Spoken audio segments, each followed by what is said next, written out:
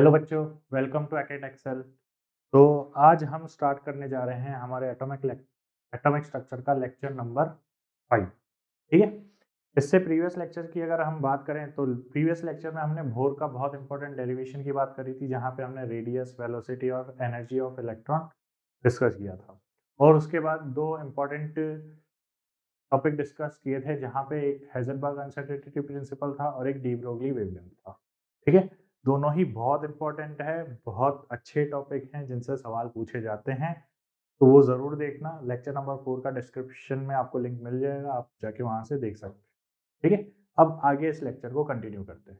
तो आज जो लेक्चर हम पढ़ने वाले हैं तो आज जो हम लेक्चर पढ़ने वाले हैं वो है क्वांटम नंबर्स। ठीक है। क्वांटम नंबर्स टोटल 4 टाइप के होते हैं जो हमें डिस्कस करने हैं। पहला है principal quantum number, azimuthal quantum number, magnetic quantum number और स्पिन क्वांटम नंबर। ठीक है। ये 4 टाइप के हमें क्वांटम नंबर हैं जो डिस्कस करने हैं, और इसके बाद हम शेप्स ऑफ ऑर्बिटल को भी डिस्कस करेंगे इस लेक्चर में। ठीक है। तो शुरू करते हैं। टॉपिक की बात करूं क्वांटम नंबर्स की। ठीक है। तो क्वांटम नंबर बेसिकली होते क्या है, तो मैं सिंपल लैंग्वेज में पहले समझाने की कोशिश करता हूँ कि क्वांटम नंबर्स क्या होते हैं। ठीक है। तो ये रहा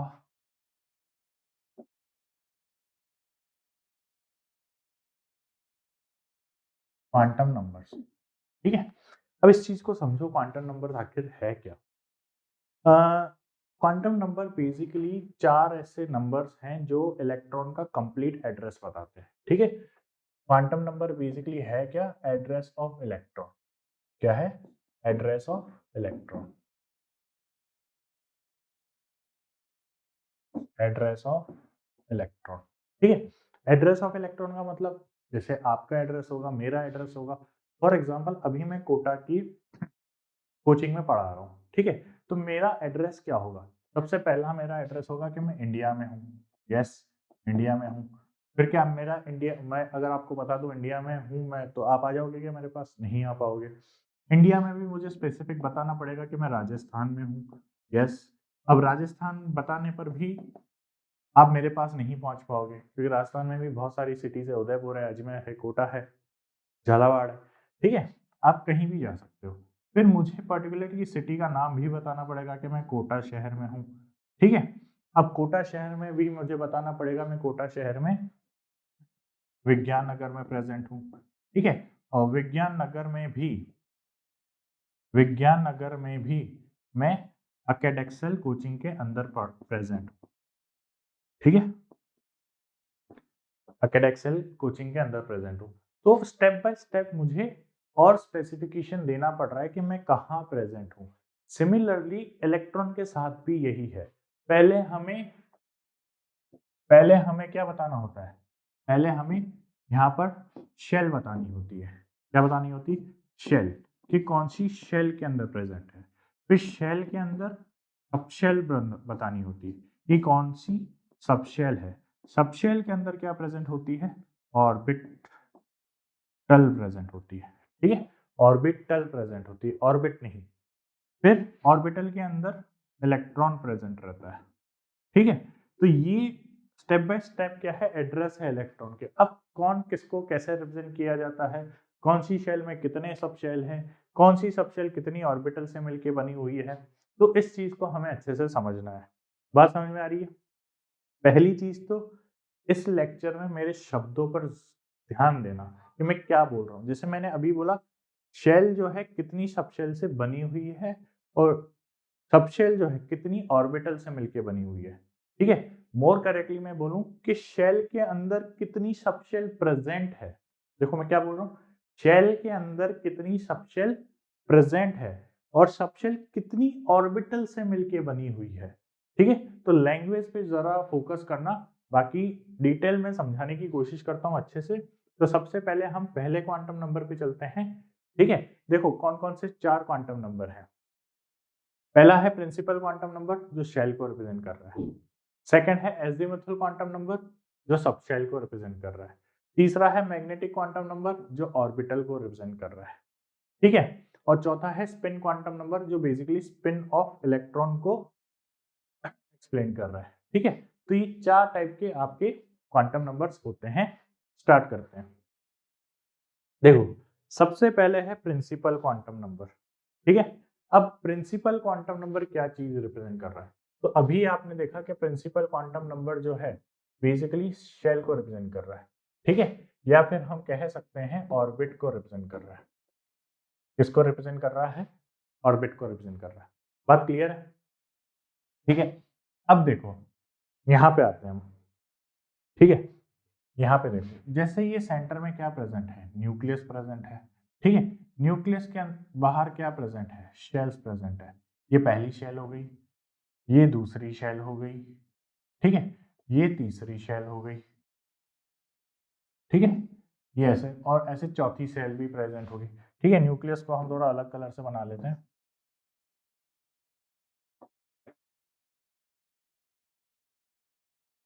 ये ये हो गई आपकी न्यूक्लियस, ठीक है।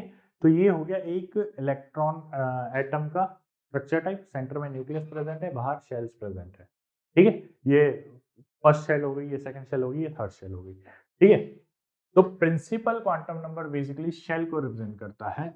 और शेल्स की अगर मैं बात करूं तो नंबर ऑफ शेल्स जो प्रेजेंट होती है, ठीक है, वो number of shells present in an atom, in an atom is infinite. कितनी प्रेजेंट होती है? इनफाइनाइट, यानी कि n की वैल्यू, प्रिंसिपल क्वांटम नंबर को n से रिप्रेजेंट करते हैं, तो n की वैल्यू 1 से लेकर 2, 3, 4 एंड 5, 6, 7, 8 इनफाइनाइट तक होती है। यानी कि किसी भी एटम के अंदर नंबर ऑफ शेल्स जो है वो इनफाइनाइट नंबर्स में प्रेजेंट होती है। बात समझ में आ रही है? ठीक है। अब एक चीज बताओ कि नंबर ऑफ शेल्स तो इनफाइनाइट प्रेजेंट है, लेकिन क्या उन इनफाइनाइट शेल्स के अंदर इनफाइनाइट नंबर ऑफ इलेक्ट्रॉन्स थोड़ी प्रेजेंट है? आपने पीरियोडिक टेबल थोड़ा बहुत पढ़ रखा है और थोड़ा बहुत आपको आइडिया है। जैसे फॉर एग्जांपल हमने स्टार्टिंग जब कुछ कॉमन डेफिनेशंस पढ़ी थी लेक्चर नंबर सेकंड में, जहां आइसोटोप्स, आइसोबार्स, ठीक है, वहां पढ़ी थी, वहां पे हमने एटम का रिप्रेजेंटेशन सीखा था। तो वहां एटॉमिक रिप्रेजेंटेशन में हमने क्या सीखा था? जैसे फॉर एग्जांपल ये हाइड्रोजन की बात कर रहा हूँ मैं, क्या कर रहा हूँ मैं? हाइड्रोजन की बात करता हूँ। तो यहाँ पर देखो, जब मैं हाइड्रोजन की बात करता हूँ तो हाइड्रोजन का एटॉमिक नंबर 1 था एंड उसका एटॉमिक मास भी 1 था, ठीक है। तो यानी कि इसका मतलब क्या है कि इसमें एक इलेक्ट्रॉन प्रेजेंट है। तो एक इलेक्ट्रॉन तो कहाँ प्रेजेंट होगा? पहली शेल में ही प्रेजेंट होगा। तो पहली शेल को ही हम बात करेंगे, सेकंड, थर्ड, फोर्थ, फिफ्थ की हम बात ही नहीं करते, ठीक है, क्योंकि जब उसमें इलेक्ट्रॉन ही नहीं है, उसमें कोई है ही नहीं, तो हम उसकी बातें क्यों करेंगे? ठीक है। सोसाइटी में क्या होता है, घरों में क्या होता है, जिस घर में कोई रहता है हम उसी घरों की बातें करते हैं, जो खाली है उनकी हम कोई बातें नहीं करते, ठीक है। तो आगे नेक्स्ट चलते हैं। जैसे फॉर एग्जांपल अगर मैं सोडियम की बात करूं तो सोडियम का एटॉमिक नंबर क्या था? 11, ठीक है। तो यानी कि 11 इलेक्ट्रॉन्स जिस जिस शेल्स में प्रेजेंट होंगे हम उन्हीं शेल की बातें करेंगे, उससे आगे वाली शेल्स की हम बातें नहीं करेंगे, ठीक है। अब ये 11 इलेक्ट्रॉन जो है वो कहाँ प्रेजेंट है, कौन कौन सी शेल में प्रेजेंट है, किस तरीके से बटे हुए हैं, इस टॉपिक में हमें यही चीजें सीखनी है। बात समझ में आ रही है? ठीक है। तो चलें आगे। देखो, तो ये हो गया एन की बात है कि एक एटम के अंदर नंबर ऑफ शेल्स जो हैं वो इनफाइनाइट प्रेजेंट होती है, ठीक है। अभी हम इस टॉपिक पे वापस आएंगे, पर एक पहले इसकी अगली वाली बात पढ़ लेते हैं। एजीमुथल क्वांटम नंबर क्या होता है, या एंगुलर क्वांटम नंबर, या सेकेंडरी क्वांटम नंबर, या सब्सिडियरी क्वांटम नंबर, तो ये क्या होता है? देखो, एजीमुथल क्वांटम नंबर की अगर मैं बात करूं तो इसको हम एल से रिप्रेजेंट करते हैं। किससे रिप्रेजेंट करते हैं? एल से, ठीक है।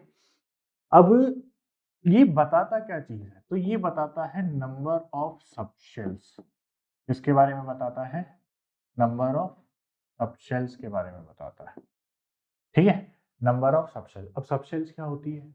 तो सबशेल्स होती हैं कि जैसे मान लो कि आप अपनी किसी सोसाइटी या कॉलोनी में रहते हो, ठीक है। तो कॉलोनी में क्या एक ही घर है क्या?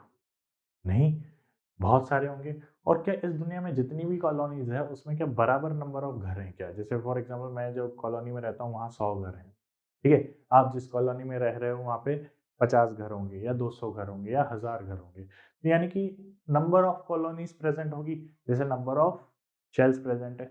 अब उन नंबर ऑफ शेल्स के अंदर नंबर ऑफ सब शेल्स प्रेजेंट होंगी, ठीक है। किसी में एक होगी, किसी में दो होगी, किसी में तीन होगी, ठीक है, एक मैनर में होगी। जैसे कॉलोनियां जो बसती है वो एक मैनर में बसती है कि इस कॉलोनी में 100 घर हैं, इस कॉलोनी में 100 घर हैं, इस कॉलोनी में 100 घर हैं, या ऐसा भी होता सकता है इस कॉलोनी में 100 घर हैं, इस कॉलोनी में 50 घर हैं, इस कॉलोनी में 25 घर हैं। एक सिस्टमेटिक मैनर होता है। तो ये जो सेकंड वाला क्वांटम नंबर है, एजीमुथल क्वांटम नंबर, ये शेल के अंदर जो सब शेल्स प्रेजेंट हैं उनकी बात कर रहा है। ठीक है, अभी चीजें समझ में आएगी और अच्छे से। तो देखो, अब पहली चीज तो ये कि कौन सी शेल के अंदर कितनी सब शेल प्रेजेंट है। तो देखो, एल कैलकुलेट करने का जो तरीका है वो है 0 टू n-1। ये क्या चीज है, इसको अभी हम अच्छे से समझते हैं। ध्यान दो, सब्र रखो थोड़ा सा। इधर देखो, एल की एल कैलकुलेट करने का जो फॉर्मूला है वो है 0 टू n-1।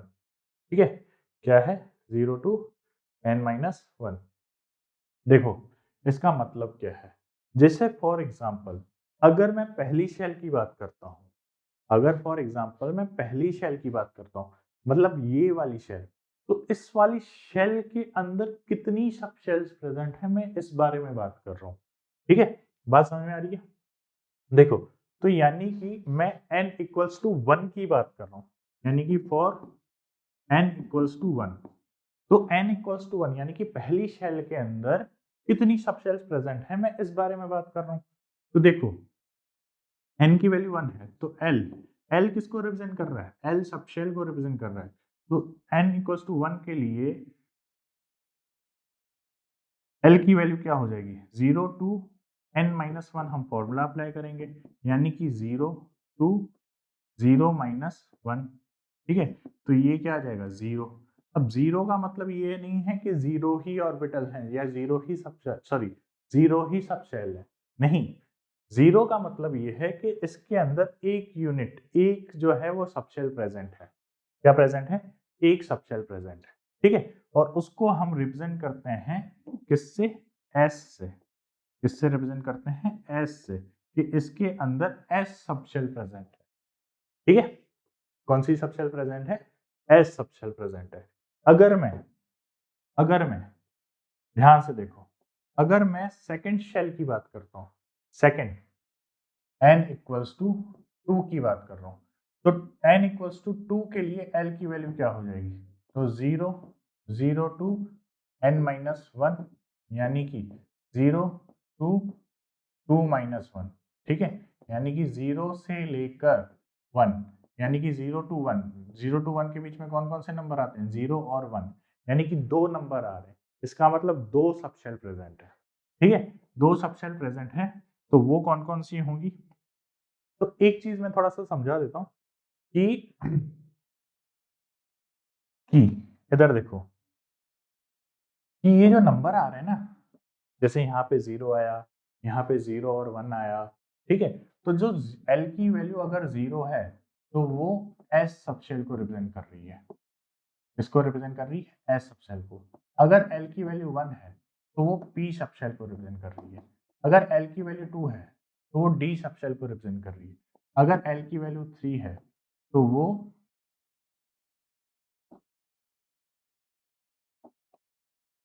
वो f को रिप्रेजेंट कर रही है। l की वैल्यू अगर 4 है तो वो g को रिप्रेजेंट कर रही है, और ऐसे कंटिन्यूअस चलता जाएगा।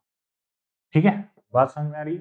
ठीक है, तो देखो, तो यानी कि यहाँ पर देखो, ये एस 0 और 1 को रिप्रेजेंट कर रहा है। ठीक है, अगर मैं n की वैल्यू 2 पुट कर रहा हूँ तो l की वैल्यू कहाँ से कहाँ आ रही है, 0 से 2-1 यानी कि 1, तो 0 टू 1 यानी कि 0 और 1, तो l की वैल्यू क्या हो जाएगी, s एंड p, यानी कि सेकंड शेल के अंदर दो सब शेल प्रेजेंट है, s एंड p। ठीक है, उसी तरीके से अगर मैं 3 की बात करूं, ठीक है, n इक्वल्स टू 3 की बात करूं, तो बताओ क्या होगी, l से लेकर 0 टू n-1 हमें पुट करना है, यानी कि 0 से 3-1 पुट करना है, यानी कि 0 से 2 पुट करना है, यानी कि 0 1 2 पुट करना है। देखो, अब तीन नंबर आ रहे हैं, कौन कौन से, ध्यान से देखो, s p और डी। तो एक चीज नोटिस कर रहे हो कि पहली शेल में कितनी सब शेल है, एक, दूसरी में कितनी है, दो, तीसरी में कितनी है, तीन। देखो एस पी डी, बात समझ में आ रही?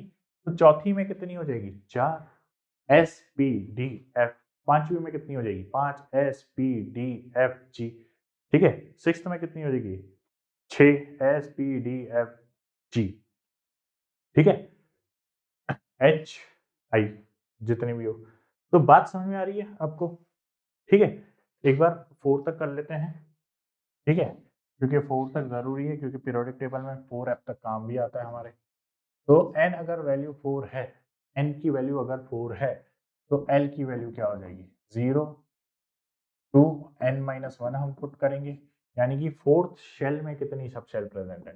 ठीक है, तो zero to four minus one, तो यानी कि जीरो टू थ्री, तो ये आ जाएगा जीरो वन टू थ्री।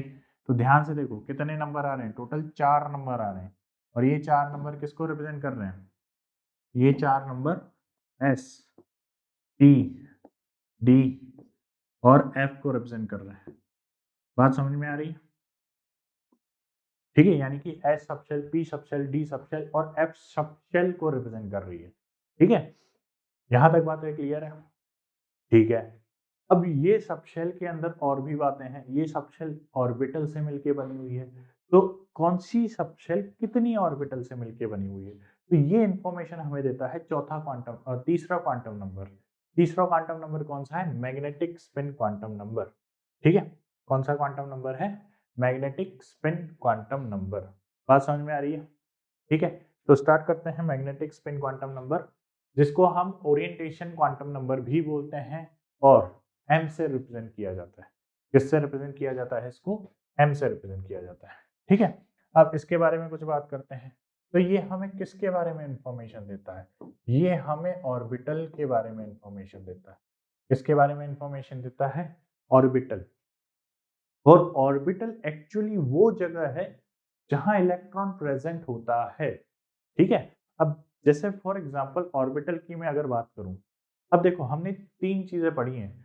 देखो अभी हम पढ़ रहे हैं ऑर्बिटल। ऑर्बिटल से बड़ा जो रीजन था, या ऑर्बिटल जहां प्रेजेंट था वो था सबशेल, और सबशेल जहां प्रेजेंट था वो था शेल। बात समझ में आ रही है? अब आप अपने आप को इलेक्ट्रॉन मान लो। ठीक है, इलेक्ट्रॉन मान लो।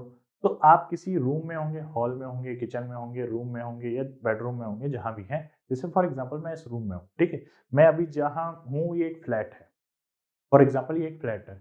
तो ये जो रूम है ये ऑर्बिटल हो गया। क्यों? क्योंकि यहाँ पर मेरी प्रेजेंस जो है वो मैक्सिमम है। मेरे मुझे फाइंड आउट करने की प्रोबेबिलिटी जो है वो मैक्सिमम होगी। बात समझ में आ रही है? ठीक है, फिर उसके बाद ये रूम कहाँ प्रेजेंट है, इस फ्लैट के अंदर प्रेजेंट है। ये फ्लैट कहाँ प्रेजेंट है, इस बिल्डिंग के अंदर प्रेजेंट है। बात समझ में आ रही है? तो ये ऑर्बिटल है, जो रूम है ये एक तरीके से ऑर्बिटल है।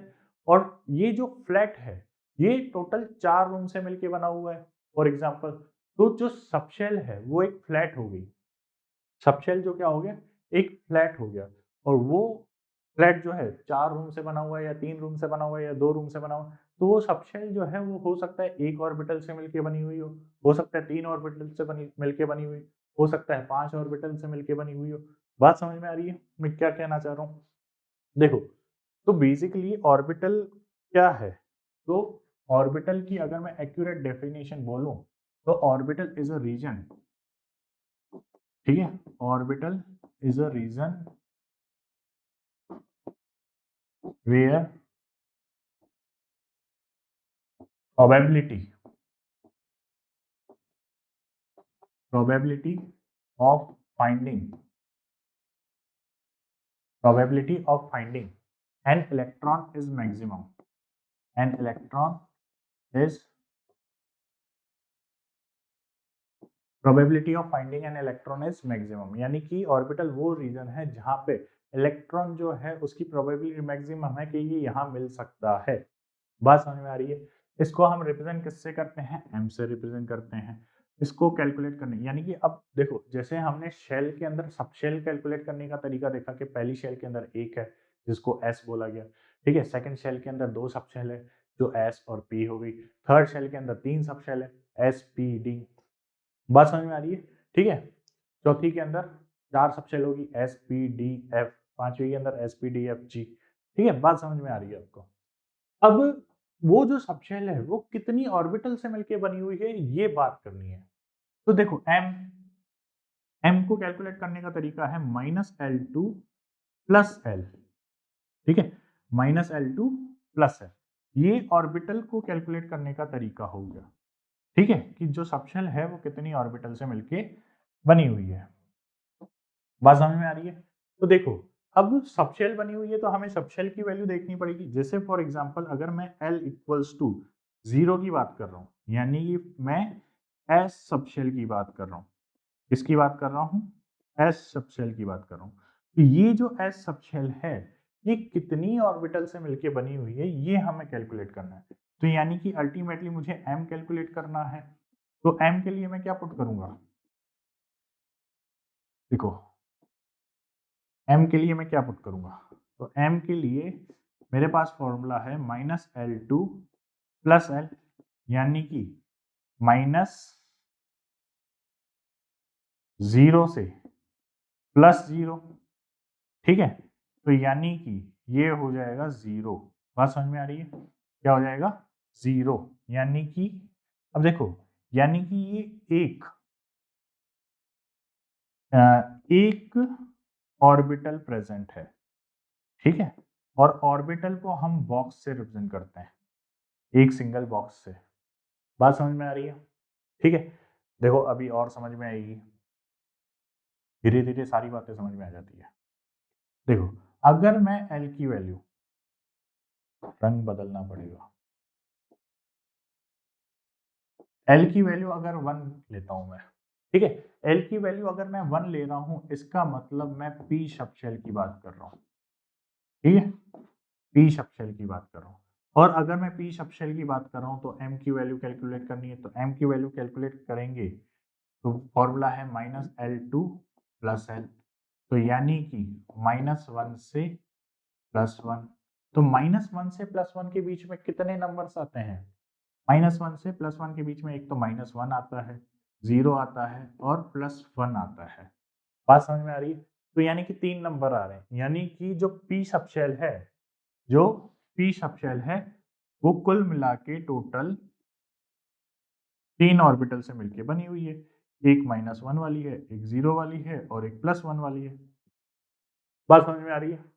ठीक है, तो यानी कि जो एस सबशेल थी वो सिंगल ऑर्बिटल से मिलके बनी हुई है, यानी कि एस सबशेल, सबशेल मैंने किससे रिप्रेजेंट किया था? फ्लैट से। ठीक है, तो एस जो है वो सिंगल हॉल वाला फ्लैट है। ठीक है, जो एल यानी कि पी सबशेल की बात कर रहा हूँ, ठीक है, एल इक्वल्स टू 1 यानी कि पी सबशेल, जो पी सबशेल है वो ट्रिपल हॉल वाला फ्लैट है। ठीक है, उसके अंदर 3 हॉल है। बात समझ में आ रही है? अगर मैं, जैसे ये एल इक्वल्स टू 1 की बात हो गई, हम एल इक्वल्स टू 2 की बात करते हैं। ध्यान से देखो, अगर मैं एल इक्वल्स टू 2 की बात करूं, तो 2 का मतलब मैं कौन सी सबशेल की बात कर रहा हूं? 2 का मतलब है कि मैं जो है डी सबशेल की बात कर रहा हूं।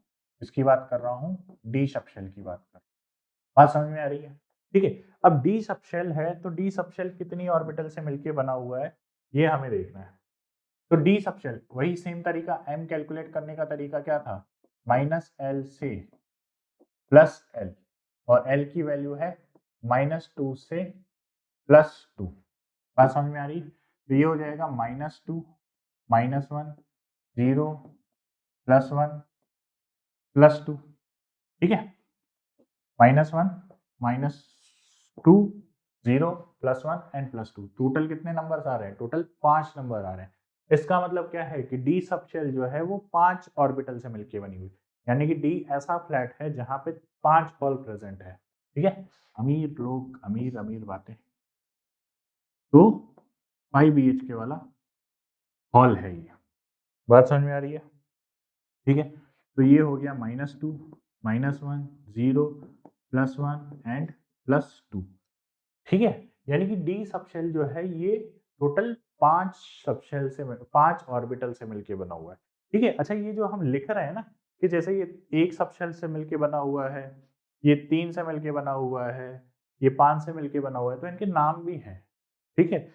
तो जो हम शेप्स में क्लियर करेंगे, जैसे ये जो 5 ऑर्बिटल है ना, ये सब डब्बे नहीं है, ये डिजाइन भी है। जैसे जिस घर में आप रह रहे हो, तो जिस घर में आप रह रहे हो, तो जैसे मान लीजिए आपके घर में 4 रूम है, तो चारों एक जैसे थोड़ी होंगे। आपने एक को बेडरूम बना रखा होगा, एक को हॉल बना रखा होगा, एक को किचन बना रखा होगा, ठीक है? और बाथरूम तो होगा ही सही। तो यानी कि एक घर में सारे रूम एक जैसे नहीं होते, सारे डिफरेंट डिफरेंट है। तो उसी तरीके से सब शेल थोड़ी मानेगा, सब शेल के अंदर भी जो ऑर्बिटल्स प्रेजेंट है वो सबको एक जैसा थोड़ी रखेगा, वहां पे भी डिफरेंस होगा, ठीक है? वैरायटी सबको चाहिए।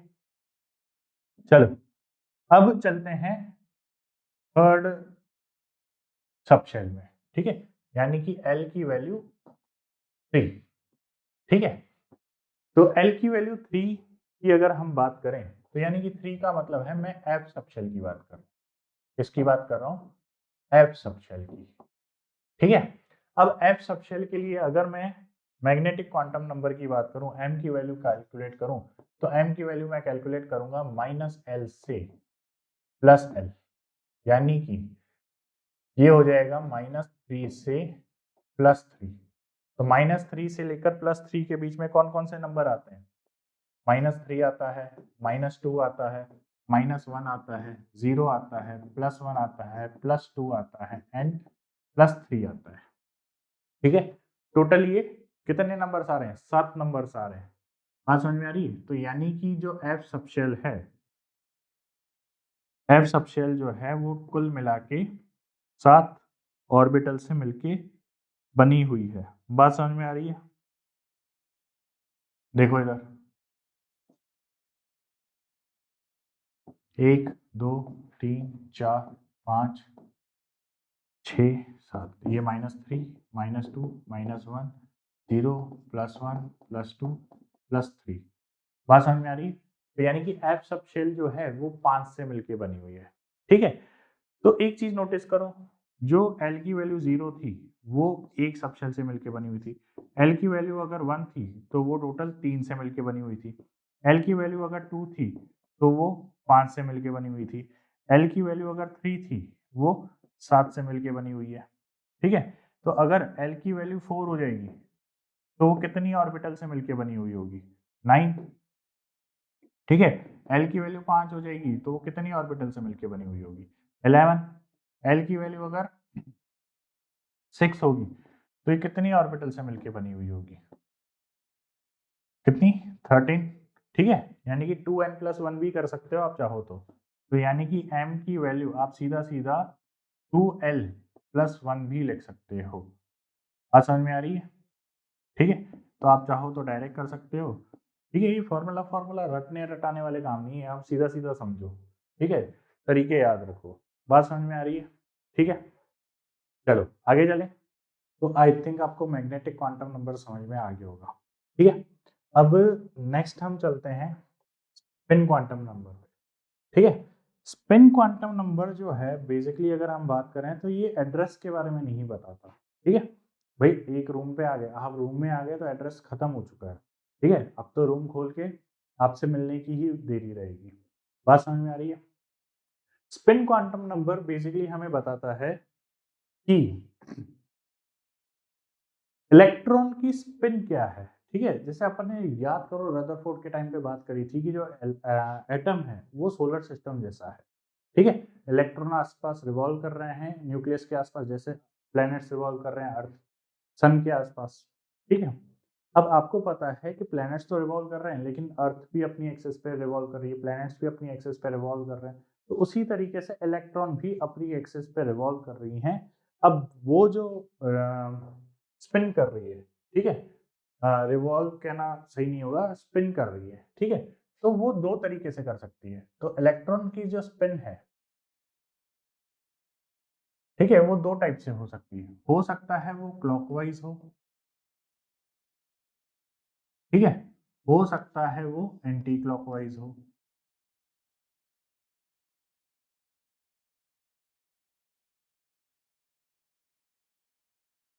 एंटी क्लॉकवाइज हो। बात समझ में आ रही है? ठीक है? तो जब हम क्लॉकवाइज मेंशन करते हैं तो क्लॉकवाइज को हम या तो प्लस हाफ स्पिन मान के चलते हैं या माइनस हाफ, अभी के लिए आप रिप्रेजेंटेशन समझ लो कि क्या होता है, ठीक है। और एंटी क्लॉकवाइज को भी माइनस हाफ या प्लस हाफ मान के चलते हैं, ठीक है, कुछ भी मान लीजिए, लेकिन एक टाइम पे किसी एक को ही मानना है। अगर क्लॉकवाइज आप प्लस हाफ को मान रहे हो तो एंटी क्लॉकवाइज आपको माइनस हाफ को मानना पड़ेगा, या फिर आप एंटी क्लॉकवाइज माइनस हाफ को मान रहे हो, सॉरी प्लस हाफ को मान रहे हो, तो क्लॉकवाइज आपको माइनस हाफ को मानना पड़ेगा, ठीक है। तो प्लस हाफ को जनरली हम इस तरीके से रिप्रेजेंट करते हैं, माइनस हाफ को रिवर्स रिप्रेजेंट करते हैं, ठीक है। प्लस हाफ को ऊपर, माइनस हाफ को नीचे। बात समझ में आ रही है, ठीक है, यहाँ तक क्लियर है आपको। तो देखो, तो बेसिकली जो लास्ट वाला स्पिन क्वांटम नंबर है ये इलेक्ट्रॉन की स्पिन के बारे में बता रहा है, एड्रेस के बारे में नहीं बता रहा, ठीक है। ये भी सवाल बन सकता है, एड्रेस के बारे में केवल और केवल तीन क्वांटम नंबर बताते हैं, principal quantum number, azimuthal quantum number और मैग्नेटिक स्पिन क्वांटम नंबर। बात समझ में आ रही है। अब हम थोड़ा सा पहले लेक्चर में आते हैं, हमने जहाँ शेल्स बनाई थी। अब इस लेक्चर में आओ, इसमें देखो, इस वाले पार्ट में ये जो येलो सर्कल्स हैं ये किसको रिप्रेजेंट कर रहे हैं, ये शेल नंबर को रिप्रेजेंट कर रहे हैं, ठीक है। ये पहली शेल हो गई, ये दूसरी शेल हो गई, ये तीसरी शेल हो गई। बात समझ में आ रही है। अब शेल किससे मिलके बनी हुई है, ये सब शेल से मिलके बनी हुई है, ठीक है। भाई शेल किससे मिलके बनी हुई है, देखो यहाँ पे मैं बना रहा हूँ थोड़ा सा रफ, ठीक है, ध्यान देना। शेल के अंदर क्या प्रेजेंट है, शेल के अंदर सब शेल प्रेजेंट है, ठीक है। और सब शेल किससे मिलके बनी हुई है, सब शेल ऑर्बिटल से मिलके बनी हुई है, ठीक है, ऑर्बिटल से मिलके बनी हुई है। तो यानी कि जो एस सब शेल थी वो सिंगल ऑर्बिटल से मिलके बनी हुई थी, ठीक है। फिर सेकंड शेल के अंदर दो सब शेल थी, एस एंड टी, ठीक है। तो ये हो गई एस एंड टी, बात समझ में आ रही है। और थर्ड शेल के अंदर हो गई एस पी, ठीक है, एंड डी यहां बना लेते हैं,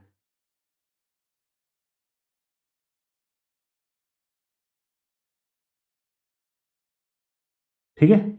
ये हो गई डी सब शेल, ये हो गई एस सब शेल और ये हो गई पी सब शेल, ठीक है। ये एस पी, ये एस। तो समझ में आ रहा है, पहली शेल के अंदर एक सब शेल है एस जो एक सिंगल ऑर्बिटल से मिलकर बनी हुई है, सेकंड शेल के अंदर दो सब शेल है एस और पी, एस सिंगल से मिलकर बनी हुई है, पी तीन ऑर्बिटल से मिलकर बनी हुई है, ठीक है। थर्ड जो शेल है उसके अंदर एस सब शेल प्रेजेंट है, पी सब शेल प्रेजेंट है, डी सब शेल प्रेजेंट है। एस जो है सिंगल ऑर्बिटल से मिलकर बनी हुई है, पी जो है तीन ऑर्बिटल से मिलकर बनी हुई है और डी जो है पांच ऑर्बिटल से मिलकर बनी हुई है। बात समझ में आ रही है, ठीक है। और इसी में जो है इलेक्ट्रॉन प्रेजेंट रहते हैं, जैसे फॉर एग्जांपल जैसे हमने यहाँ पे लिया था हाइड्रोजन के अंदर एक इलेक्ट्रॉन प्रेजेंट है, तो वो इलेक्ट्रॉन कहाँ प्रेजेंट है, वो 1s1 यानी कि इस पहली, क्योंकि पहला इलेक्ट्रॉन तो यही आएगा ना, तो इलेक्ट्रॉन नेगेटिव चार्ज है, न्यूक्लियस पॉजिटिव चार्ज है, कहाँ रहना चाहेंगे, एकदम नजदीक। तो एक ही इलेक्ट्रॉन है तो वो सबसे नजदीक रहना चाहेगा ना, सबसे नजदीक कौन सी, फर्स्ट शेल है, और फर्स्ट शेल में कौन सी सब शेल है, एक सब एस सब शेल है, तो उसी में रहेगा, ठीक है। आगे नेक्स्ट लेक्चर में हम रूल्स ऑफ फिलिंग इलेक्ट्रॉन पढ़ेंगे, जिसमें हम एक रूल पढ़ेंगे कि एक ऑर्बिटल के अंदर मैक्सिमम दो ही इलेक्ट्रॉन रह सकते हैं, ठीक है। यदि मैं हीलियम की बात करूं, ठीक है, तो हीलियम की कॉन्फ़िगरेशन क्या होती है, ये, ठीक है। कॉन्फ़िगरेशन हम नेक्स्ट टॉपिक में पढ़ेंगे, अभी हमें पता है कि इसके अंदर हीलियम के अंदर दो इलेक्ट्रॉन है, तो वो दो इलेक्ट्रॉन कहाँ रहना पसंद करेंगे भाई, जैसे अभी मैंने बताया कि एक ऑर्बिटल में मैक्सिमम दो ही इलेक्ट्रॉन है, तो एक इलेक्ट्रॉन ऑलरेडी है, ये दूसरा इलेक्ट्रॉन, ठीक है। यानी कि हीलियम के अंदर जो दो इलेक्ट्रॉन प्रेजेंट है वो वन शेल यानी कि फर्स्ट शेल की एस सब शेल में प्रेजेंट है। बात समझ में आ रही है, ठीक है। तो ये कहानी है कि एड्रेस हमें इस तरीके से पता चलता है कि शेल की कौन सी सब शेल के अंदर और कौन सी ऑर्बिटल के अंदर इलेक्ट्रॉन प्रेजेंट है, ठीक है। आई थिंक चारों क्वांटम नंबर हमारे क्लियर हो चुके हैं, ठीक है, बात समझ में आ रही है। अब आगे देखो, एजीमुथल क्वांटम नंबर हो गया, मैग्नेटिक स्पिन क्वांटम नंबर हो गया, ठीक है, और ये हो गए मैग्नेटिक स्पिन क्वांटम नंबर। अब एक चीज और समझो, ये जो ऑर्बिटल्स हमने बनाई थी, ठीक है, मैग्नेटिक क्वांटम नंबर में जो ये ऑर्बिटल्स हमने बनाई थी, कि ये जो एस है, ये एक सिंगल ऑर्बिटल की है, p जो है वो 3 ऑर्बिटल की है, ठीक है, और d जो है वो 5 ऑर्बिटल की है। तो इनके नाम भी हैं और इनके शेप्स भी हैं। पर्टिकुलर ऐसा नहीं कि डब्बे के शेप डब्बे के तौर तरीके से ही एग्जिस्ट कर, ये तो बनाने का तरीका है। एक्चुअली इनके अलग अलग शेप्स होते हैं, तो वो शेप्स हमें डिस्कस करने हैं, ठीक है। तो नेक्स्ट टॉपिक जो है हमारा शेप ऑफ ऑर्बिटल। क्या है? Shape of orbital.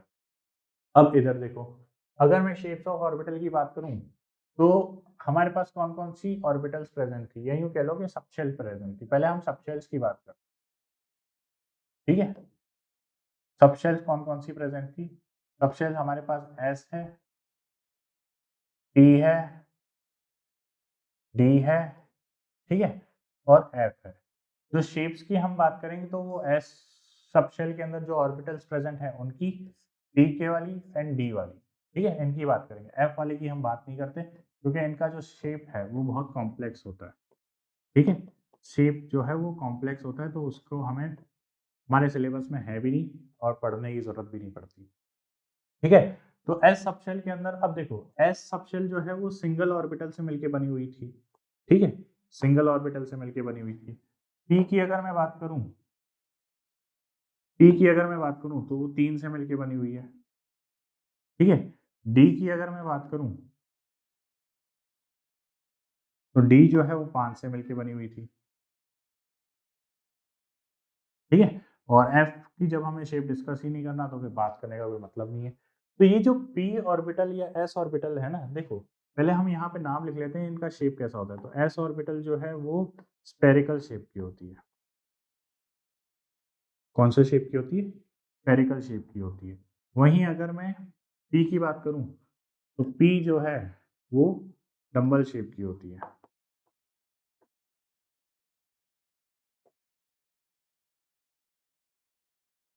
Dumbbell shape की होती है। और डी ऑर्बिटल जो है वो डबल डंबल शेप की होती है।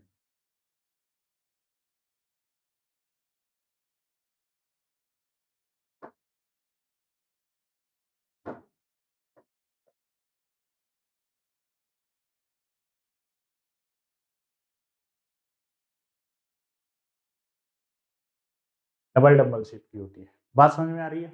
ठीक है। तो ये तो हो गई शेप की बात। अब इनको हम देखते हैं कि आखिर होता कैसा है। तो सबसे पहले हम एस की बात करते हैं, ठीक है। तो एस का शेप अभी हमने बात करी स्पेरिकल शेप की होती है, ठीक है। अच्छा, शेप को हम जो डिस्कस करेंगे ना वो एक्सिस को लेकर डिस्कस करेंगे, ठीक है। जैसे मतलब एक्सिस आप जानते ही हो, अभी हम बात करेंगे। तो जैसे लेट सपोज एस ऑर्बिटल की बात करें, तो एस ऑर्बिटल अभी आपको यहाँ पे साफ साफ दिखाई दे रहा है कि स्पेरिकल शेप की है, ठीक है। जैसे शेप की है स्पेरिकल, एक बॉल जैसी है। तो यानी कि इलेक्ट्रॉन्स जो है वो हर जगह प्रेजेंट है, ठीक है, हर जगह प्रेजेंट है। पूरे स्पेरिकल फॉर्म में इलेक्ट्रॉन्स घूम रहे हैं। बात समझ में आ रही है? देखो इलेक्ट्रॉन अभी हमने जब चैप्टर डिस्कस किया था तो हम ये नहीं कह सकते कि इलेक्ट्रॉन एक पार्टिकल है या वेव है, ठीक है। इलेक्ट्रॉन वेव नेचर भी शो कर रहा है और पार्टिकल नेचर भी शो कर रहा है। फॉर एग्जाम्पल मान लो, अब थोड़ा सा प्रैक्टिकली समझने की कोशिश करना। ये एक रूम है, ठीक है। यहाँ पे आपने एक बल्ब जला रखा है। फॉर एग्जाम्पल यहाँ पे आपने एक बल्ब जला रखा है और इस बल्ब की रोशनी जो है वो सिर्फ इतने पार्ट में आ रही है, ठीक है।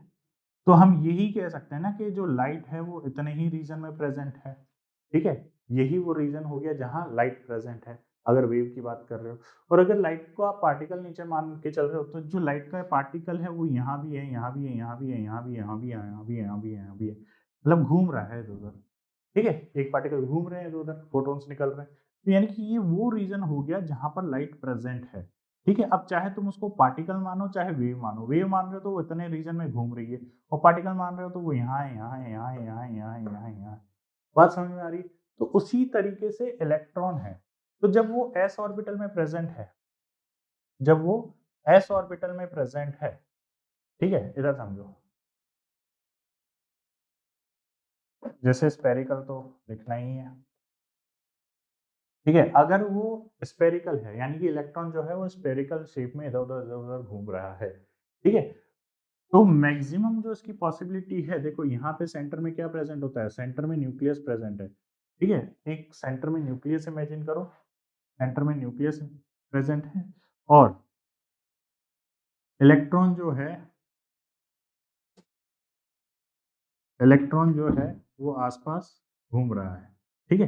तो मैक्सिमम प्रोबेबिलिटी इलेक्ट्रॉन को फाइंड आउट करने की कहाँ होगी? मैक्सिमम प्रोबेबिलिटी इलेक्ट्रॉन को फाइंड आउट करने की न्यूक्लियस के पास होगी। तो ये अगर हमारा न्यूक्लियस है तो इलेक्ट्रॉन की मैक्सिमम प्रोबेबिलिटी फाइंड आउट करने की कहाँ की होगी? नियर न्यूक्लियस, ठीक है। यहाँ पर इलेक्ट्रॉन की फाइंड आउट करने की प्रोबेबिलिटी मैक्सिमम होगी, और जैसे जैसे आप न्यूक्लियस के दूर होते जाओगे तो वहाँ पे इलेक्ट्रॉन फाइंड आउट करने की टेंडेंसी कम होती जाएगी, ठीक है। क्योंकि नेगेटिव चार्ज का है तो ऑब्वियसली पॉजिटिव चार्ज के नजदीक रहना पसंद करेगा। बात समझ में आ रही है? तो स्पेरिकल शेप का है, ठीक है। तो एक्सिस का तो कोई लेना देना है ही नहीं, ठीक है। चाहे आप एक्स एक्सिस लेके चलो, चाहे वाई एक्सिस लेके चलो, चाहे जेड एक्सिस लेके चलो, इलेक्ट्रॉन तो हर एक्सिस पे बराबर प्रेजेंट है, क्योंकि स्पेरिकल है। स्पेरिकल शेप तो हर जगह से बराबर होती है, चाहे एक्स एक्सिस से देखो, वाई एक्सिस से देखो, या जेड एक्सिस से देखो, किसी भी एक्सिस से देखोगे स्पेरिकल शेप बराबर होता है, ठीक है। तो यहाँ पे कोई लेना देना है नहीं। नेक्स्ट देखते हैं पी ऑर्बिटल का। अब पी ऑर्बिटल की अगर हम बात करें या पी सबशेल्स की बात करें, तो पी जो सबशेल थी उसके अंदर टोटल कितने ऑर्बिटल्स प्रेजेंट थी? तो 3 ऑर्बिटल्स प्रेजेंट थी, ठीक है। 3 ऑर्बिटल प्रेजेंट थी कुछ इस तरीके से। एक है पी एक्स, एक है पी वाई, और एक है p z. P x, p y and p z, ठीक है। तो p x, p y, p z, ये जो एक्स है ना, ये एक्स, ये वाई, ये जेड, ये एक्सेस को रिप्रेजेंट कर रहे हैं। किसको रिप्रेजेंट कर रहे हैं? एक्सेस को। यानी कि पी एक्स ऑर्बिटल, अभी हमने बात करी पी ऑर्बिटल जो थी वो डंबल शेप की है। कैसे शेप की है? डंबल शेप की। तो डंबल शेप की है, इसका मतलब जो डंबल शेप में जो पी ऑर्बिटल प्रेजेंट है, पी एक्स के केस में एक्स एक्सिस पे प्रेजेंट है, वाई एक्सिस के केस में वाई एक्सिस पे प्रेजेंट है, जेड एक्सिस के केस में जेड एक्सिस पे प्रेजेंट है। जैसे फॉर एग्जांपल इसको मान लीजिए अब ये एक्स एक्सिस है, ठीक है। तो डंबल शेप जो होता है, डंबल शेप कुछ इस तरीके से होता है, ठीक है। ये डंबल शेप हो गया। तो अगर आप इसको एक्स एक्सिस मान रहे हो तो ये होगी आपकी पी एक्स ऑर्बिटल। कौन सी हो गई? P x orbital. बात समझ में आ रही है? अगर उसी तरीके से मैं वाई एक्सिस को मान के चलूँ, ये हमारी वाई एक्सिस है, ठीक है। तो ये पी वाई हो गई, ठीक है। और अगर मान लीजिए जेड एक्सिस को ऐसे मान के चल रहे हो, तो जेड एक्सिस आपकी ये हो गई, ठीक है। ये जेड एक्सिस हो गई। इधर देखो, ये थोड़ा तरीके से बना रखा है मैंने।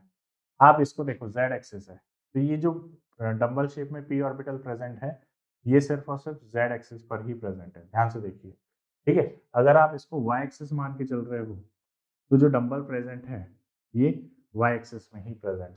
तो डंबल शेप हो गया वाई ऑर्बिटल का, ठीक है। अगर आप इसको एक्स एक्सिस मान के चल रहे हो तो ध्यान से देखो, एक्स एक्सिस के ऊपर ही जो है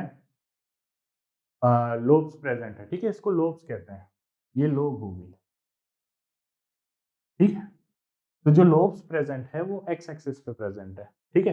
पी वाई में वाई एक्सिस पे प्रेजेंट है, जेड एक्सिस में पी जेड में जेड एक्सिस पे प्रेजेंट है, ठीक है। और जो ऑर्बिटल है वो दो लोब से मिलकर बनी हुई है। बात समझ में आ रही है? ठीक है। फिर उसके बाद हम बात करते हैं डी ऑर्बिटल की। डी ऑर्बिटल अभी हमने देखा, अगर मैं डी सबशेल की बात करूं, तो डी ऑर्बिटल कहाँ प्रेजेंट है? डी सबशेल के अंदर प्रेजेंट है। और डी सबशेल कितनी ऑर्बिटल से मिलकर बनी हुई थी? 5 ऑर्बिटल से मिलकर बनी हुई थी, याद है? 5 बॉक्स बनाए थे हमने। अबे इसी लेक्चर की बात है, इसी लेक्चर की बात है, ठीक है। 5 ऑर्बिटल से मिलकर बनाई थी, -2, -1, 0, +1 एंड +2। बात समझ में आ रही है? ठीक है। तो अगर मैं बात करूं तो इनका नाम होता है जैसे d x y, d y z, d x z, ठीक है, डी एक्स वाई और डी वाई जेड, ठीक है। तो ये देखो, यहाँ पे आप देख रहे हो कि यहाँ पे डबल एक्सिस, दो दो एक्सिस प्रेजेंट है। क्यों? क्योंकि इसका जो शेप होता है ये होता है डबल डंबल शेप।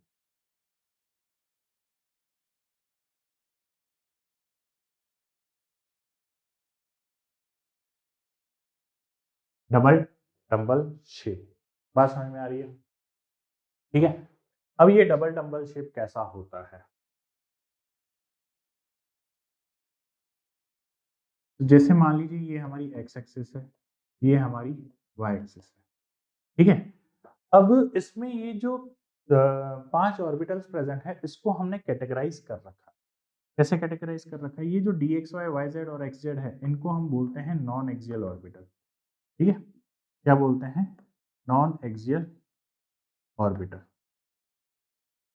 और ये डी वाई, सॉरी गलत बोल दिया मैंने, हमने ऑर्बिटल के नाम ही गलत लिखे हुए हैं। पहली चीज ध्यान से देखो, ये जो 5 ऑर्बिटल्स बनाई हुई है, तो इनके नाम होते हैं। इनके नाम की अगर हम बात करें तो देखो क्या नाम होते हैं। तो एक होती है डी एक्स वाई, एक होती है डी वाई जेड, ठीक है, एक होती है डी एक्स जेड, एक होती है d x square minus y square, और एक होती है डी जेड स्क्वायर, ठीक है। ये 5 टाइप की ऑर्बिटल्स प्रेजेंट होती है। अब इन 5 ऑर्बिटल्स की अगर हम बात करें तो इनमें इनको हमने कैटेगराइज भी कर रखा है। ये जो पहली 3 ऑर्बिटल बनी हुई है, d x y, d y z, d x z, ठीक है, नॉर्मल दिख रही है, इन ये होती है नॉन एक्सियल ऑर्बिटल्स। क्या होती है? Non axial orbital. और ये जो है इनको बोलते हैं एक्सियल ऑर्बिटल्स।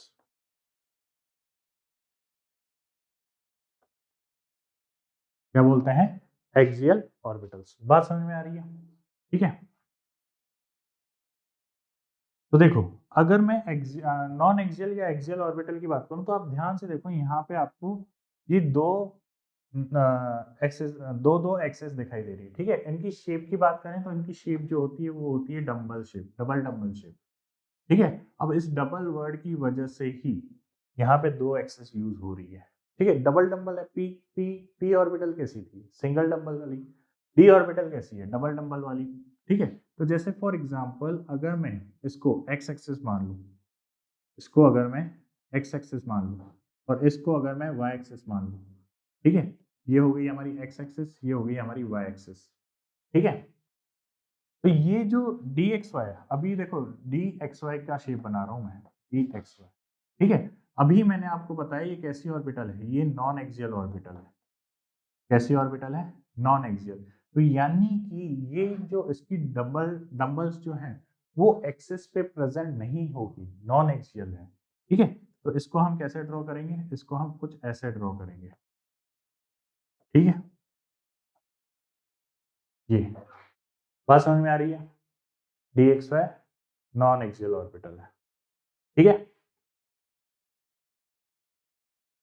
तो ये कुछ तरीके से सारी ऑर्बिटल्स बनी हुई है। तो ध्यान से देखो, ये रही डी एक्स वाई, ठीक है, ये डी एक्स वाई। आप ध्यान से देखिए, ये अगर एक्स एक्सिस है, ये अगर एक्स एक्सिस है, ठीक है, और ये अगर वाई एक्सिस है,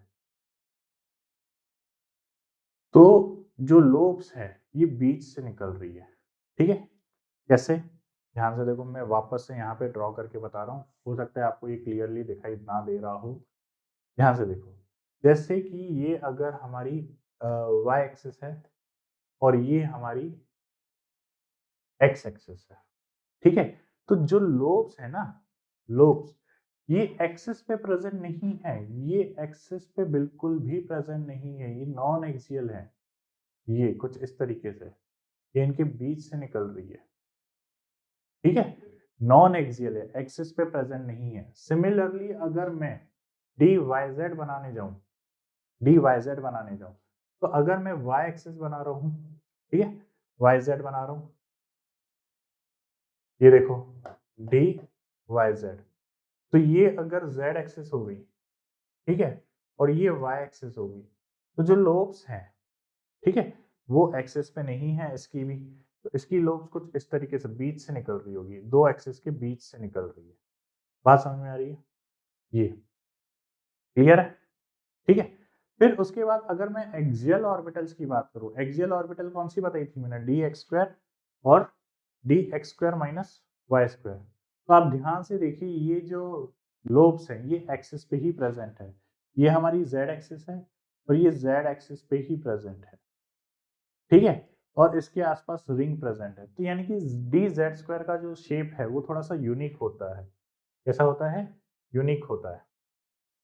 इधर देखो, अगर मैं डी जेड स्क्वायर का शेप बनाऊं, ठीक है, डी जेड स्क्वायर का अगर मैं शेप बना रहा हूं तो देखो कैसा होगा। ये हमारी जेड एक्सिस, ठीक है, ये हो गई जेड एक्सिस। बात समझ में आ रही है? तो जेड एक्सिस पे लोग कुछ इस तरीके से प्रेजेंट होगी, ठीक है।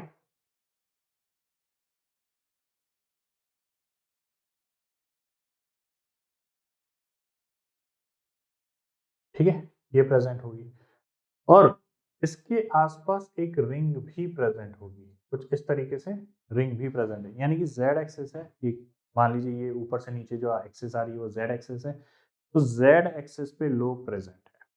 क्या प्रेजेंट है? जेड एक्सिस पे लोग प्रेजेंट है और इसके आसपास एक रिंग प्रेजेंट है कुछ इस तरीके से, ठीक है। तो ये जो है ये कुछ शेप होता है आपके डी जेड स्क्वायर का, ठीक है। तो क्योंकि ये जो लोब है एक्सिस के ऊपर प्रेजेंट है, इसीलिए इनको एक्सियल ऑर्बिटल बोलते हैं। देखो इसका शेप जो है वो बहुत काम आता है कोऑर्डिनेशन केमिस्ट्री में, ठीक है। मैं ही पढ़ाने वाला हूँ कोऑर्डिनेशन केमिस्ट्री, तो वहां पर आपको ये शेप जो है वो कॉन्सेप्ट बहुत काम में आते हैं, क्योंकि वहीं पे हम बात करते हैं लिगैंड विगैंड की। खैर वो दूसरे टॉपिक की बातें हैं, बट कैसे ये चीजें इंटर रिलेट करती है, तो इसलिए मैं कहता हूँ कि चीजों को अच्छे से कॉन्सेप्ट के साथ समझते हुए चलो, हर चीज कहीं ना कहीं काम आएगी, ठीक है। पूरी केमिस्ट्री इंटरलिंक्ड है, तो अच्छे से समझो। फिर उसके बाद अगर मैं डी जेड स्क्वायर की बात करता हूँ, ठीक है, इधर देखो, अगर मैं डी जेड स्क्वायर की बात करता हूँ तो ये हमारी एक्स एक्सिस मान लीजिए, अगर ये हमारी एक्स एक्सिस है, ये हमारी वाई एक्सिस है, ठीक है, ये हमारी एक्स एक्सिस है और ये हमारी वाई एक्सिस है, ठीक है, ये एक्स एक्सिस, ये वाई एक्सिस। तो अगर मैं d x square minus y square की बात करूं, ठीक है, मैंने अभी अभी कहा कि ये कैसी ऑर्बिटल है, ये एक एक्सियल ऑर्बिटल, कैसी है? एक्सियल। तो इसकी लोब्स भी कहाँ प्रेजेंट होगी? ऑन एक्सिस प्रेजेंट होगी। तो ये एक्स एक्सिस की लोब, ये वाई एक्सिस की लोब। यानी कि अगर आप लेफ्ट टू राइट आने वाली एक्सिस को एक्स मान रहे हो और फ्रंट से बैक आने वाली को वाई मान रहे हो, तो ये जो लोब्स है ना ये एक्सिस पर ही प्रेजेंट है। बात समझ में आ रही? ये एक्सिस पर ही प्रेजेंट है। वहीं अगर जो नॉन एक्सियल की बात करो, देखो डी एक्स वाई और d x square minus y square में फर्क क्या है? ये एक्स एक्सिस है, ठीक है, और ये वाई एक्सिस है। तो जो लोब है d x square minus y square में, वो एक्सिस के ऊपर ही प्रेजेंट है, ठीक है। ये जैसे आप इसको वाई एक्सिस मान रहे थे, तो ये एक्सिस के ऊपर ही लोब्स प्रेजेंट है। वहीं अगर जब आप वाई एक्सिस मान के चल रहे हो, तो जो लोब्स हैं वो वाई एक्सिस पर ही प्रेजेंट है। बात समझ में आ रही? तो d x square minus y square में एक्सिस के ऊपर लूप्स प्रेजेंट है।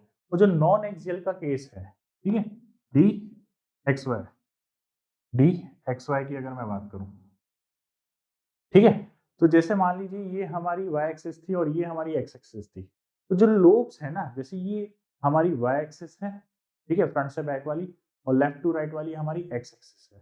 तो ये अगर मान लीजिए ओरिजिन है, तो ये दोनों एक्सिस के बीच में से निकल रही है। बात समझ में आ रही? ये हमारी वाई एक्सिस थी, ये हमारी जेड एक्सिस एक्स एक्सिस थी, ठीक है। तो जो ये अगर ओरिजिन है तो ये दोनों के बीच से निकल रही है ना।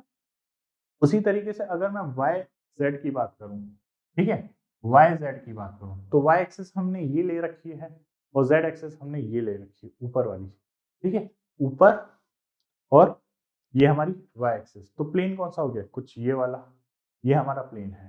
तो लोब्स कहाँ प्रेजेंट होगी? लोब्स इसी प्लेन में प्रेजेंट होगी, ठीक है। ध्यान से देखो, ये हमारे जेड एक्सिस, ये हमारी वाई एक्सिस, ठीक है। तो यहाँ इस रूम के सेंटर में अगर वाई एक्सिस है, तो ये वाई और ये जेड, ठीक है, ऊपर से नीचे वाई, यहाँ ओरिजिन आ रहा है, और ये सॉरी, ये जेड एक्सिस, ठीक है, ऊपर से नीचे क्या आ रही है? जेड एक्सिस, और आगे से पीछे वाई एक्सिस। तो इस ओरिजिन से इन दोनों के बीच में से लोब्स निकल रही है, इन दोनों के बीच में से लोब्स निकल रही है, चार लोब इसी प्लेन में। बात समझ में आ रही है? ठीक है, तो आई थिंक ये चीज आपको क्लियर होगी। आपको बस एक्सिस बनानी है, नॉन एक्सियल लोब्स को उन दोनों एक्सिस के बीच में से निकालना है, लोब्स को उन दोनों एक्सिस के बीच में से निकालना है। बात समझ में आ रही है? और जो एक्सियल लोब्स हैं उनको आपको एक्सिस के ऊपर से निकालना है। कहाँ से निकालना है? एक्सिस के ऊपर से। तो आई थिंक आपका शेप क्लियर है। ठीक है, शेप्स क्लियर है तो क्वेश्चंस वगैरह देख लेते हैं। अच्छा, क्वेश्चंस देखने से पहले मैं एक टॉपिक और बताना चाहता हूँ आपको। देखो, एक और चीज है नोट्स। ठीक है, नोट्स क्या होता है? ठीक है, नोट्स क्या होता है? तो नोट्स बेसिकली ऑर्बिटल का वो हिस्सा है जहां पर इलेक्ट्रॉन के पाए जाने की प्रोबेबिलिटी बिल्कुल जीरो होती है। ठीक है, तो नोट्स एरिया, ठीक है, या लोकेंट एन ऑर्बिटल वेयर, ठीक है, एरिया या लोकेंट लिखने से बढ़िया है अपन रीजन लिख लेते हैं। ठीक है, region in orbital where probability of finding an electron is zero. ठीक है, यानी कि वहां पे आपको इलेक्ट्रॉन मिलेगा ही नहीं, प्रोबेबिलिटी ही जीरो है इलेक्ट्रॉन फाइंड आउट करने की। बात समझ में आ रही है? तो जैसे फॉर एग्जांपल अगर मैं एस ऑर्बिटल की बात करता हूँ, ठीक है, एस ऑर्बिटल की बात करता हूँ, तो एस ऑर्बिटल का शेप कैसा था? स्फेरिकल। एस ऑर्बिटल का शेप स्फेरिकल है, तो एक स्पेयर में तो हर जगह इलेक्ट्रॉन प्रेजेंट हो सकता है। बात समझ में आ रही है? तो यानी कि जो नोड है एस ऑर्बिटल के अंदर वो जीरो है। अच्छा, नोड भी दो टाइप की होती है। नोड भी दो टाइप की होती है। कौन कौन सी? तो देखो, एक होती है रेडियल नोड। देखो, नोड कौन कौन से टाइप की होती है? एक होती है रेडियल नोड, ठीक है, और एक होती है एंगुलर नोड। ठीक है, दोनों अलग अलग टाइप की नोड्स होती हैं। ठीक है, एंगुलर नोड या रेडियल नोड। ठीक है, रेडियल नोड्स जो आपकी प्रेजेंट होती है, ये कितनी प्रेजेंट होती है? तो देखो, फॉर्मूला से ही सारे काम होंगे। n minus L minus one, ये वन नहीं है, एल है। ठीक है, रेडियल नोड्स कितने होते हैं? n minus L minus one. बात समझ में आ रही है? और एंगुलर नोड कितनी होती है? एंगुलर नोड्स जो है वो एल के बराबर होती है। कितनी होती है? एल के बराबर। अच्छा, रेडियल नोड की जगह आपको, रेडियल नोड की जगह आपको नोडल सरफेस भी लिखा हुआ मिल सकता है।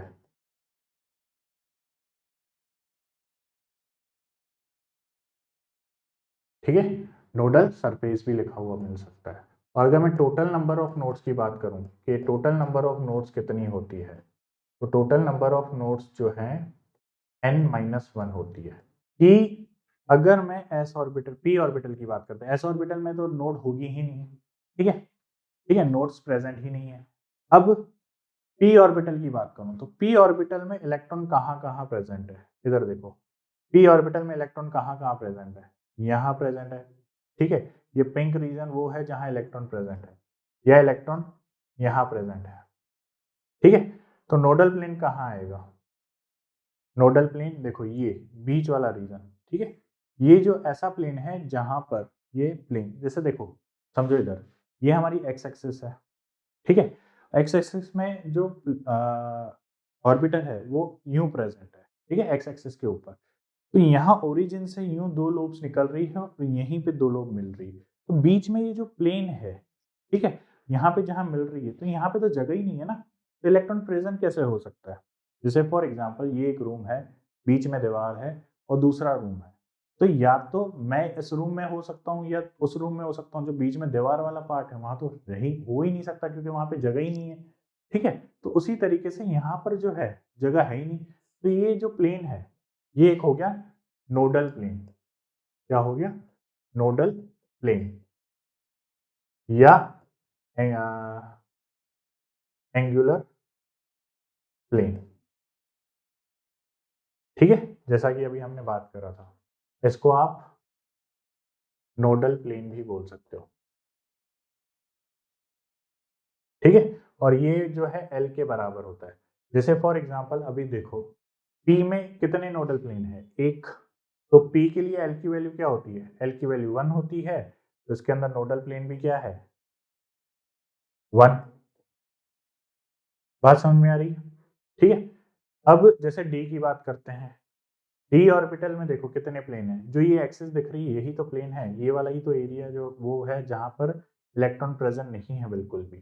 ठीक है, तो ये और ये जो प्लेन है ये नोडल प्लेन है।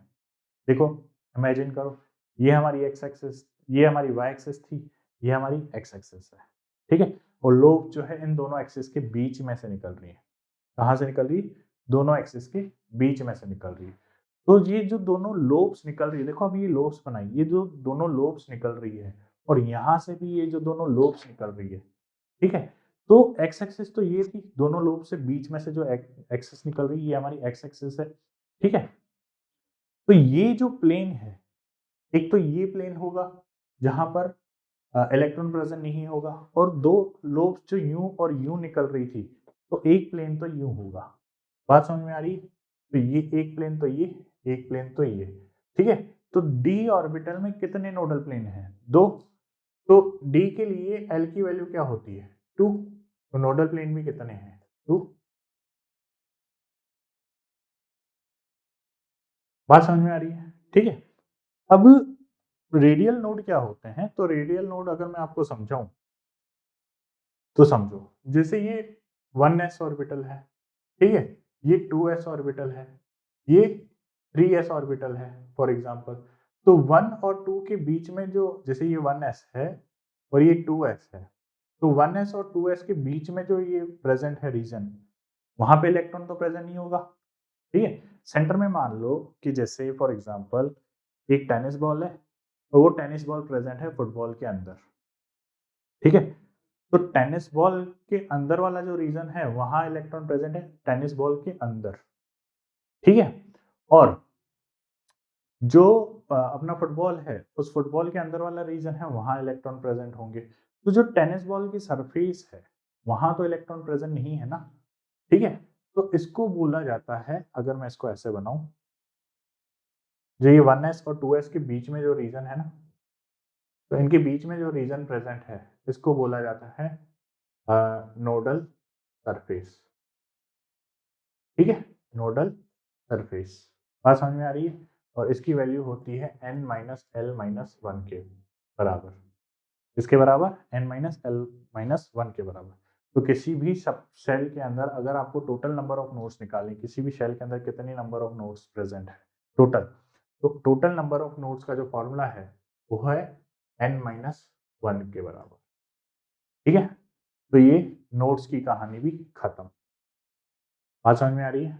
ठीक है, अब अब देखो, अब अगर मैं स्टार्टिंग से बात करूं तो हमने चार तो क्वांटम नंबर्स की बात करी, principal quantum number, azimuthal quantum number, magnetic spin quantum number और स्पिन क्वांटम नंबर। ठीक है, जो बेसिकली पहले तीन जो क्वांटम नंबर थे वो इलेक्ट्रॉन का एड्रेस थे कि इलेक्ट्रॉन कहाँ प्रेजेंट है वो बात कर रहे थे। ठीक है, फिर उसके बाद हमने शेप्स देखे ऑर्बिटल के, एस ऑर्बिटल कैसी थी, स्फेरिकल शेप की, पी ऑर्बिटल कैसी थी, डंबल शेप की, डी ऑर्बिटल कैसी थी, डबल डंबल शेप की। ठीक है, और एफ ऑर्बिटल की हमने बात नहीं करी। इतनी सी बात क्लियर है? आगे सुनो। अब एक चीज और, एंगुलर मोमेंटम की बात कर लेते हैं। तो एंगुलर मोमेंटम बेसिकली हमें दो बात करनी है, एक तो हमें बात करनी है ऑर्बिटल एंगुलर मोमेंटम की। ठीक है, इसकी बात करनी है ऑर्बिटल एंगुलर मोमेंटम की, जो कि हम यहाँ कर रहे हैं, ऑर्बिटल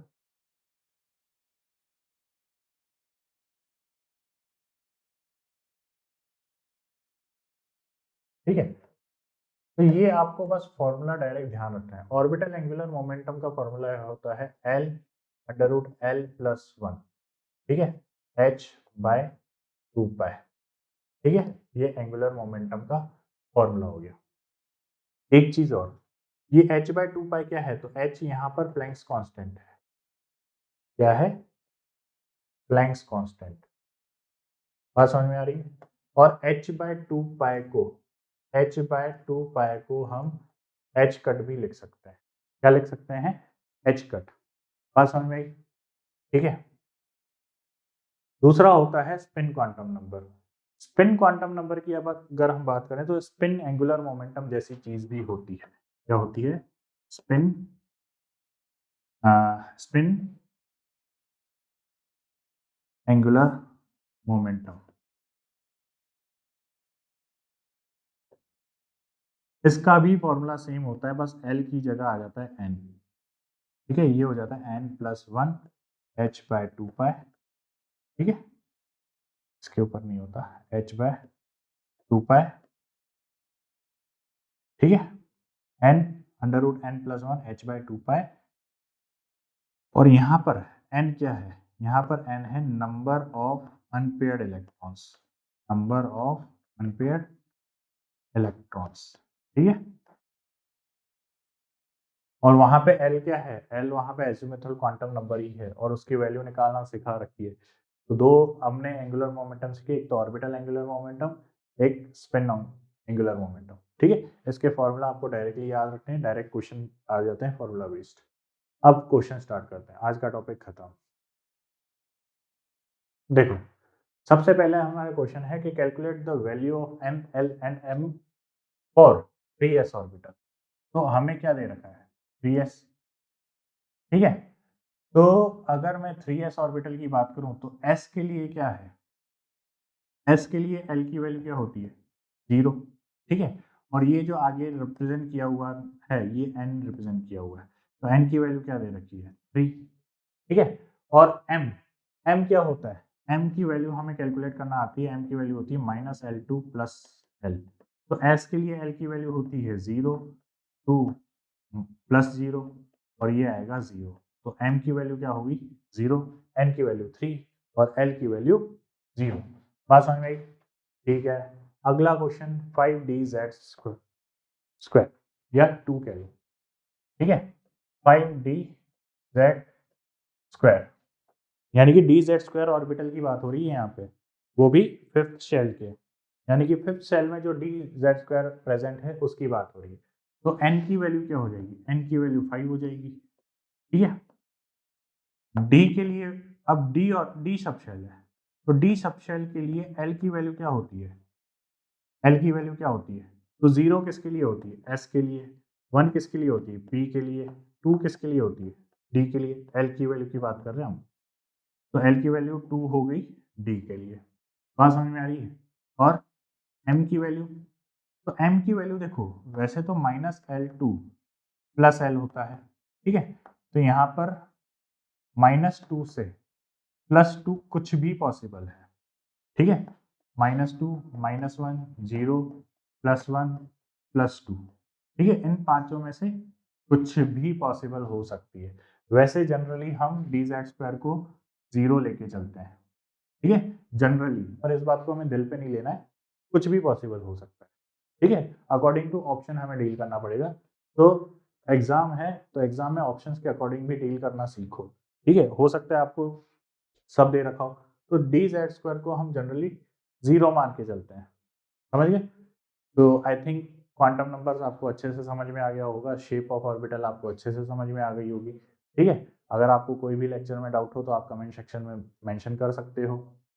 आगे की अगर हम बात करें तो देखो, एक क्वेश्चन और सोडियम के लिए देखो, Z जिसका 11 है।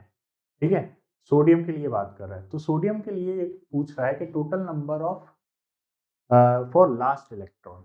ठीक है, हालांकि ये कॉन्फ़िगरेशन से रिलेटेड सवाल है लेकिन थोड़ा बहुत आप आइडिया लगा सकते हो। ठीक है, जैसा कि मैंने बताया कि 1s में कितने इलेक्ट्रॉन हो सकते हैं? 2। और पहली शेल के अंदर कितने सब शेल थी? 2, सॉरी 1 ऐसी थी।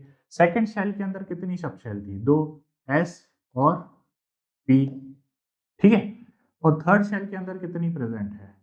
3s 3p और 3d प्रेजेंट है। अभी हम एनर्जी लेवल की बात नहीं कर रहे क्योंकि यहाँ तक हमें जरूरत पड़ने नहीं वाली। ठीक है, अब सोडियम के अंदर इलेक्ट्रॉन कितने हैं? 11। ठीक है, मैं इलेक्ट्रॉनिक कॉन्फ़िगरेशन नहीं सिखा रहा, इलेक्ट्रॉनिक कॉन्फ़िगरेशन हम नेक्स्ट लेक्चर में सीखेंगे। ठीक है, हालांकि सवाल आपको वहां से भी रिलेट कर रहा है, लेकिन यहाँ से आसानी से हो सकता है, थोड़ा दिमाग लगाना सीखो। देखो 11 इलेक्ट्रॉन है, 11 इलेक्ट्रॉन हमें फिलअप करने हैं, तो 2 इलेक्ट्रॉन पहली वाली ऑर्बिटल में, 2 इलेक्ट्रॉन 2s की सेकंड ऑर्बिटल में, क्योंकि एक ऑर्बिटल में 2 इलेक्ट्रॉन एग्जिस्ट कर सकते हैं, ठीक है। p ऑर्बिटल जो है वो टोटल कितनी ऑर्बिटल से मिलकर बनी हुई थी, 3, तो मैक्सिमम कितने इलेक्ट्रॉन एग्जिस्ट कर सकते हैं, 6, ठीक है। कितने इलेक्ट्रॉन हो गए, 10। तो अगला जो 11वां इलेक्ट्रॉन है वो कहाँ जाएगा, 3s में जाएगा, और 3s में एक इलेक्ट्रॉन प्रेजेंट रहेगा, तो यानी कि आखिरी इलेक्ट्रॉन इसमें प्रेजेंट है। तो n की वैल्यू क्या हो गई यहाँ पर, n की वैल्यू 3, l की वैल्यू क्या हो गई, s के लिए 0 लेते हैं, ठीक है, और m के लिए m की वैल्यू भी 0 लेके चलेंगे, ठीक है। तो n की वैल्यू 3 और l की वैल्यू 0, ठीक है, और m की वैल्यू भी 0, ठीक है। और स्पिन या तो प्लस हाफ भी हो सकती है, माइनस हाफ भी हो सकती है, कोई दिक्कत नहीं है। तो आंसर जा रहा है डी। बात समझ में आ रही है, क्लियर है, ठीक है। अब देखो एक और है, अच्छा ये हमारे सिलेबस का है नहीं, ठीक है। अब आगे देखो, तो अगर आपको लेक्चर अच्छा लगा हो, ठीक है, अगर आपको लेक्चर अच्छा लगा हो तो आपको ये neat annotation PDF, chapter wise CRE, lecture wise assignment, minor test, major test और प्रीवियस ईयर के क्वेश्चंस, ये सब आपको हमारी वेबसाइट पे अवेलेबल है, आप जाओ तो वहाँ पे जाके चेकआउट कर सकते हो, ठीक है। अगर लेक्चर अच्छा लगा है तो लाइक करो, सब्सक्राइब करो, शेयर करो, ठीक है, अपने दोस्तों यारों में, ठीक है। और थैंक यू।